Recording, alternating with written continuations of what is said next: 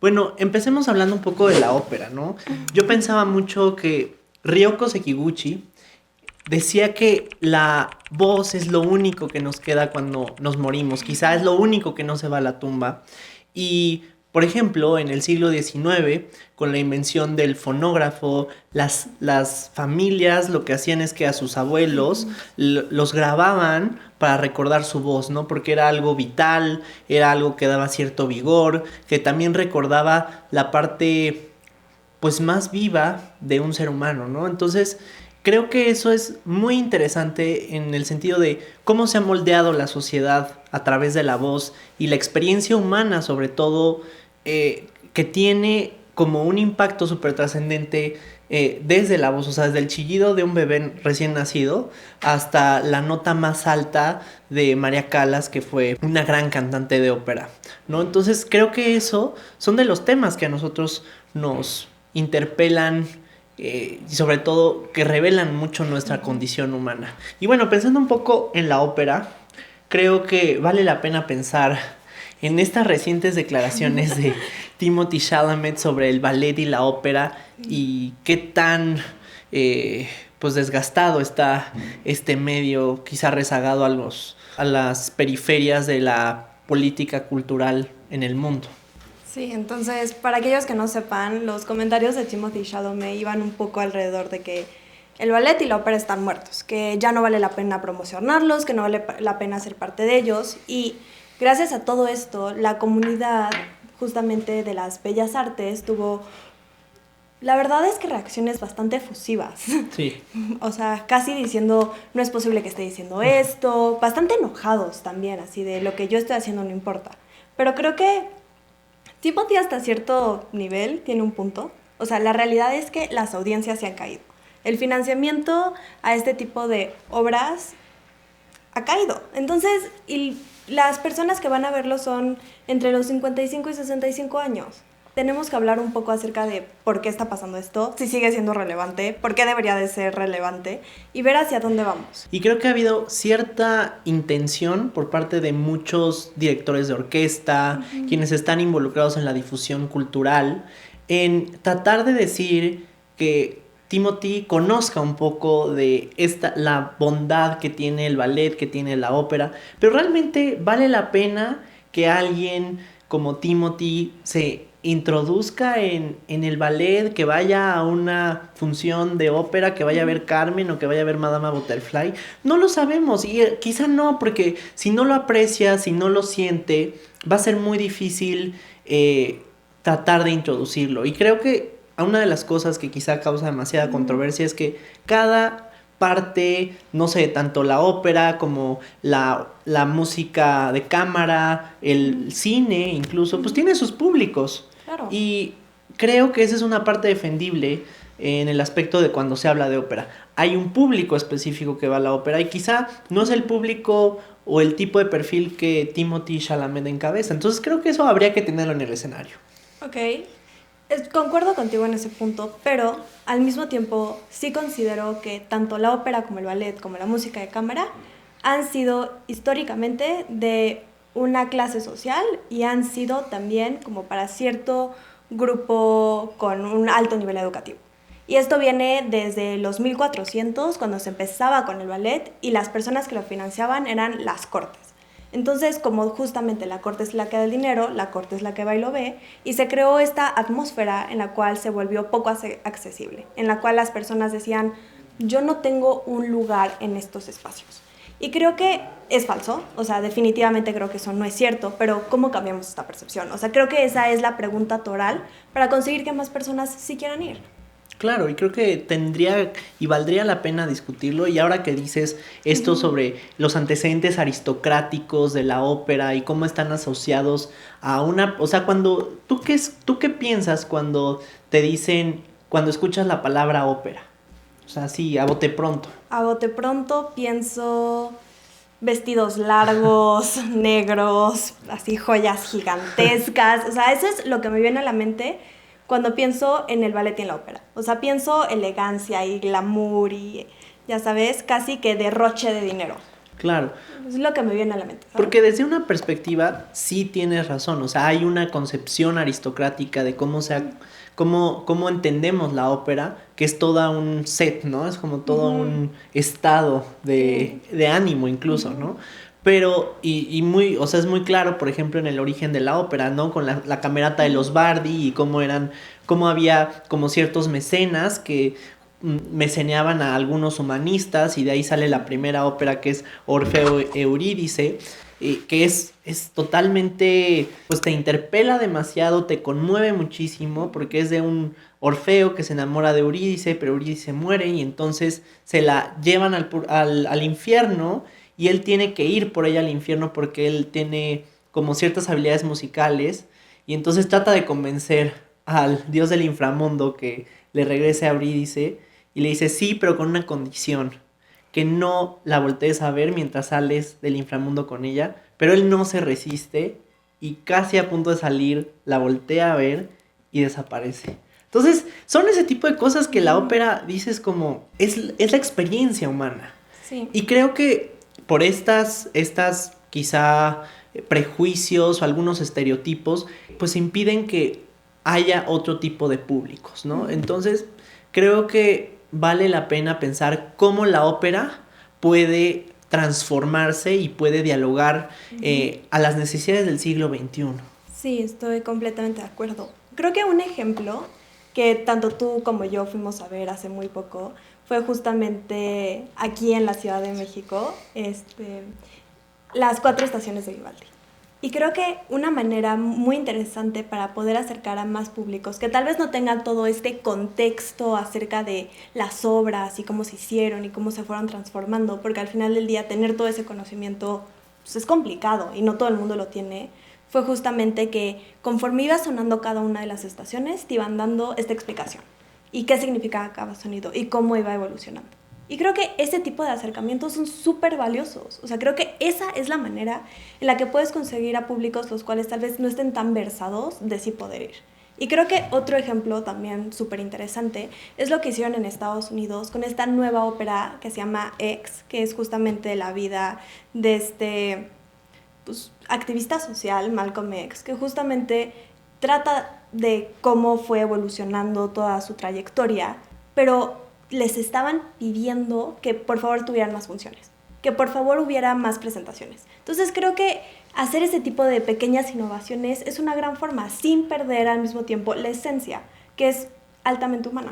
Claro, y por ejemplo, o sea, pensando en el caso mexicano, creo que lo que hace falta es pensar en mayores estrategias de financiamiento, en tratar de incorporar al sector privado en este tipo de actividades, en generar mayores pláticas de divulgación, ¿no? O sea, porque como decía Ortega y Gasset, la claridad es la cortesía del filósofo, ¿no? Entonces creo que lo mismo pasa con los músicos, que se vuelve como una barrera impenetrable en la que solo alguien que sabe las fugas de bajo, que habla o que sabe, por ejemplo, habla muy bien de la fantástica de Berlioz, puede tener acceso a este tipo de dinámicas e incorporarse muy bien en el mundo de la música, pero lo que tenemos que dar como mensaje es que la música le corresponde a todos. Entonces creo que quizá el papel de las personas que están en las actividades culturales y en la ópera, en los eventos sinfónicos incluso, pues se tienen que hacer ejercicios de divulgación y también una campaña de publicidad importante. Sí. Que ojo, aquí por ejemplo en México los subsidios son un tema, o sea, ir a la sala Nezahualcóyotl de escuchar a la orquesta de la UNAM, pues es mucho más accesible que ir a, no sé, a la ópera en Nueva York, ¿no? Porque sí hay, o sea, los precios son totalmente diferentes. O sea, aquí te puede costar 200 pesos un boleto para ir a escuchar a la orquesta, pero en Estados Unidos ir a la ópera te cuesta $200. Entonces, sí son comparaciones abismales, pero pues que también nos ayudan a pensar un poco en nuevos mecanismos de financiamiento que podrían impulsar a generar mayores públicos con una publicidad muy adecuada, ¿no? Muy dirigida, muy focalizada. Y creo que de las pocas cosas que le podemos dar, gracias ahorita a Timothée Chalamet con estos comentarios, es que, pues la verdad es que se puso en boca de todo el mundo qué onda con el ballet y qué onda con la ópera, y cuáles son los ballets y las óperas que podemos ver y podemos encontrar y cómo los apoyamos.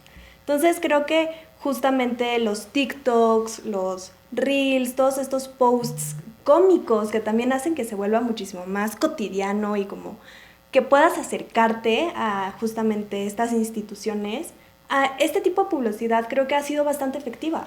O sea, les está resultando bastante bien para poder acercar a nuevos públicos, a públicos muchísimo más jóvenes de lo que tienen ahorita. Y que no solo están tratando de ver con subsidios cómo bajar más los precios para conseguir audiencias más jóvenes, sino es una publicidad efectiva para llegar a ellos. Claro, y o sea, pensándolo un poco en qué tan muerta es, si realmente la ópera está muerta, ¿tú qué piensas? No sé. Yo creo que no está muerta.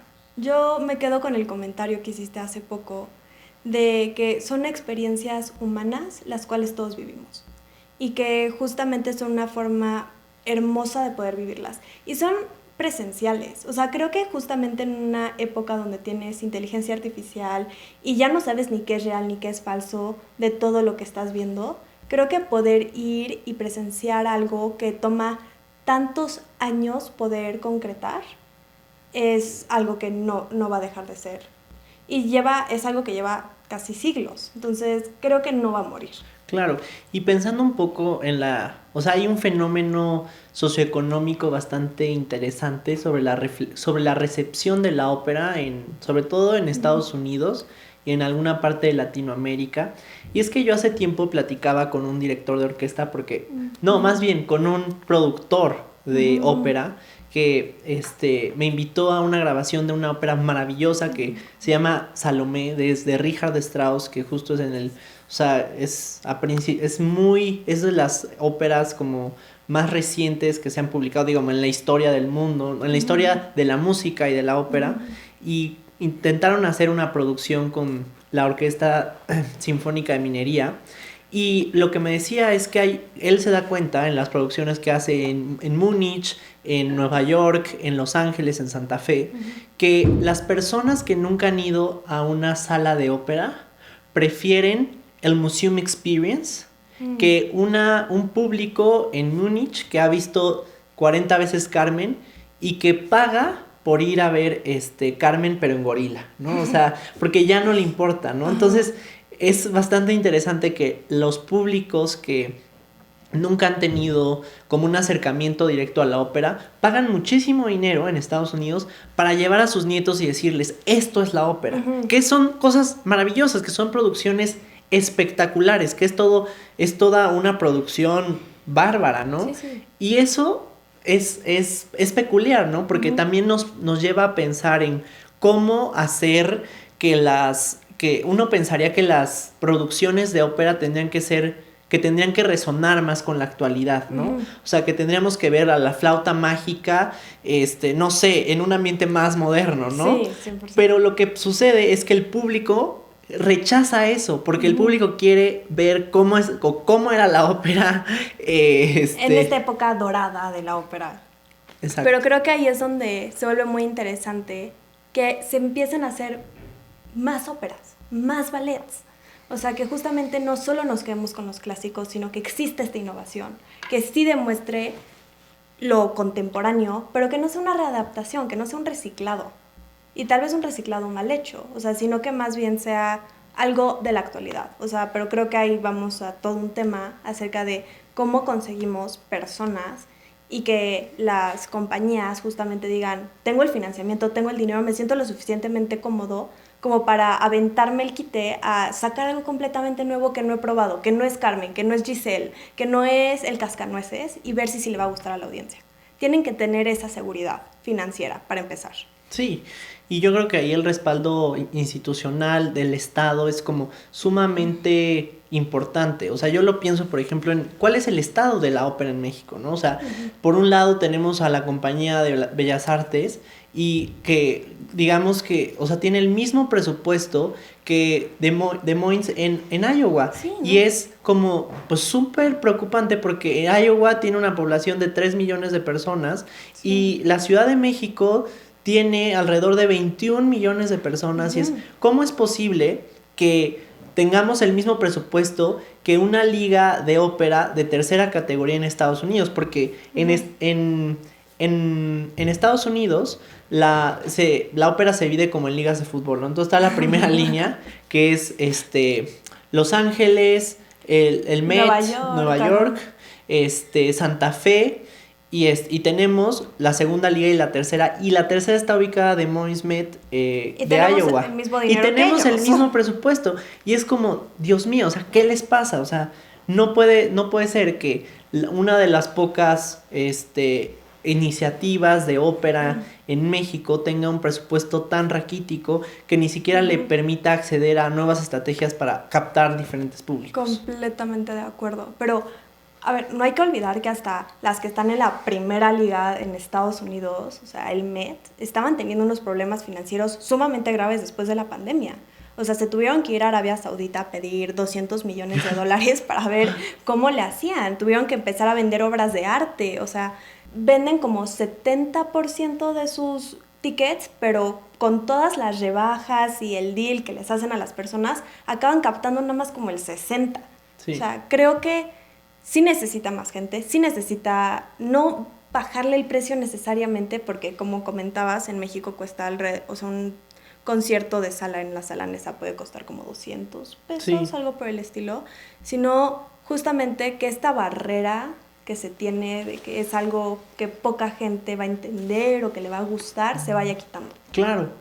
No sé, y ahora yo pienso, por ejemplo, en red flags y en green flags A ver, ¿cuáles de son la tus ópera. red No flags? sé, a ver, tú dime, porque no sé, yo sigo pensándolo, sigo... Primer red flag, comentario de Timothée Chalamet, por amor de Dios. O sea, Sí, no no. podemos decir que eso no fue un red flag, o sea, eso definitivamente lo es.